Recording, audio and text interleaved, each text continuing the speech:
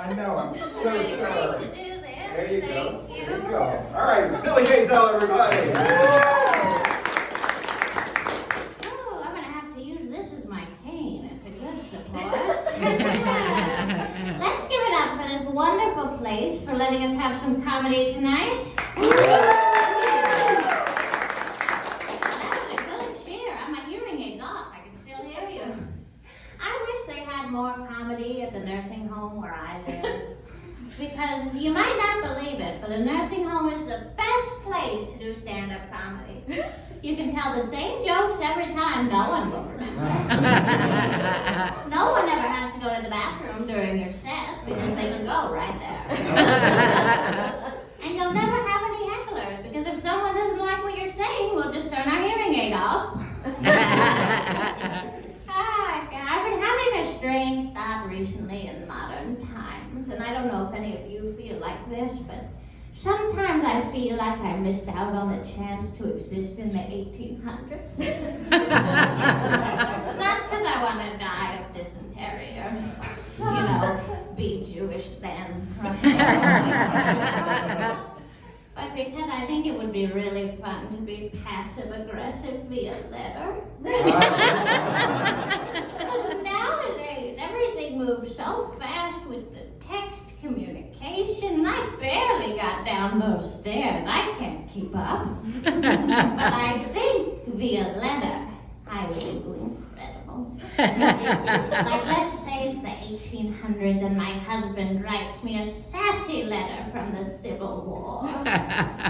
And I read it, and he's just written, Dearest wife, oh how I miss you on the battlefield, and oh how I wish you would come and support me like everybody else's wife and come as a nurse. But I do suppose I understand your reasons for making me miss you so. Love, your dearest husband. And then I hire an editor. I spend like a month crafting my sassy masterpiece. Oh, a sasterpiece! I'm going to tell the grandkids that one. And then I respond, and I write. Oh, and for this portion, I'm British because everything's more dramatic when you have a British accent. And I write, Dearest husband, oh, how I appreciate your understanding of my decision to not die. It would be truly terrible if something happened to you on the battlefield because of your general inability to pay attention to anything but yourself. Love, your dearest wife. And then he writes back, it's a back and forth. Oh, that was too much. And he writes back, Dearest wife, oh God, I gotta hold on to this thing.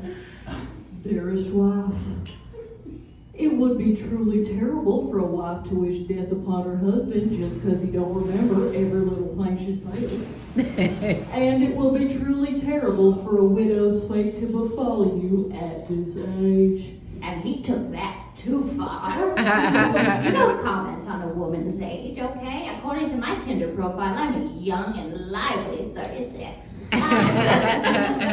So I hit him where it really hurts, and I write back, Dearest husband, I hope that you know that at your age, my love for you has no bounds, despite the obvious problems already starting to appear in the bedroom. Your dearest wife.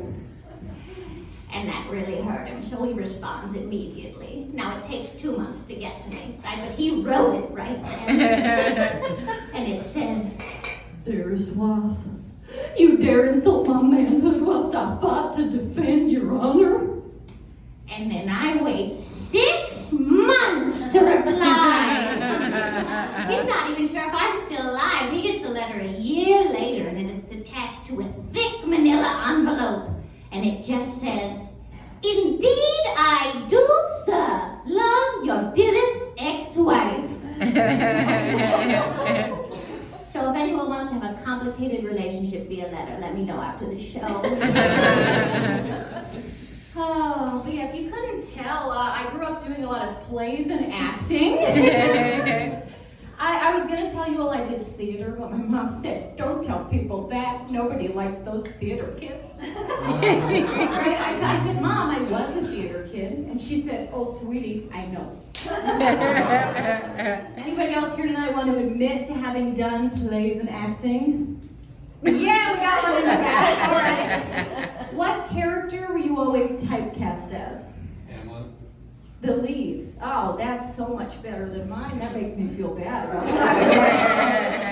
I was never cast as like a leading role. Instead, I was just cast as the oldest woman in every play. Yeah, like even when my school put on Cinderella, you know, the romantic Disney musical.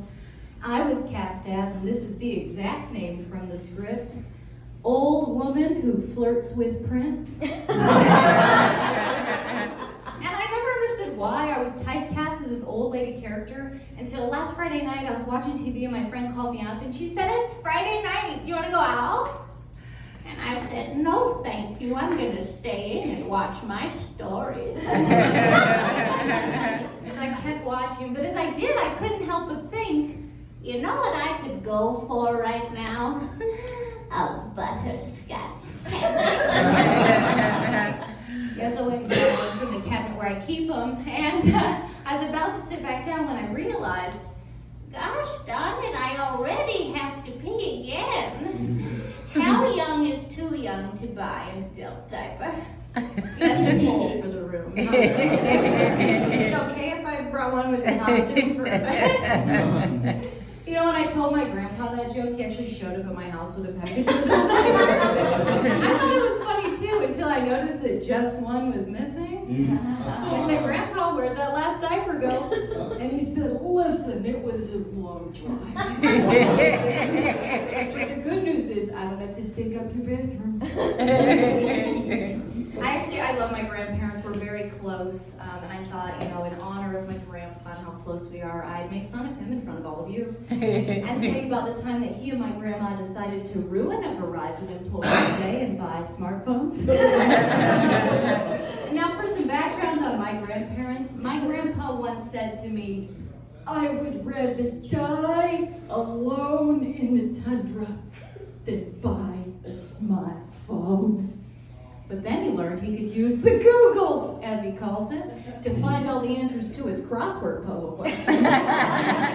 He changed his mind immediately.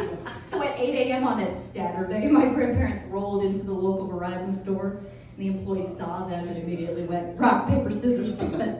And the loser came out to greet them. But he was very nice, and he said, listen, I have to let you know, we don't sell flip phones. And my grandpa said, no, we don't want none of that.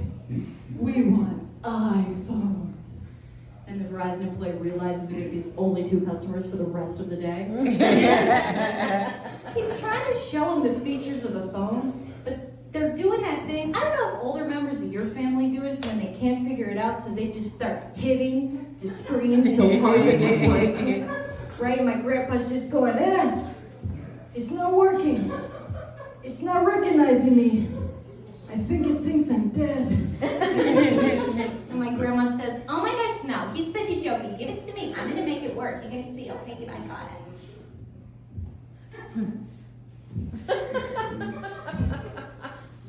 Oh my God, does it think we're dead?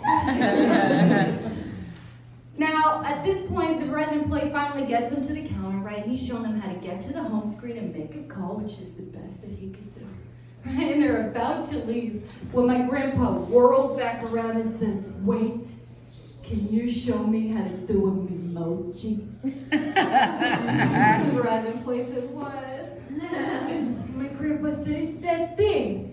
Where it's your voice, but it's coming out the face of a dinosaur. Because I want to send my granddaughter a message that says, I love you. And the Verizon employee looked at his boss and he said, this is my 2 weeks notice.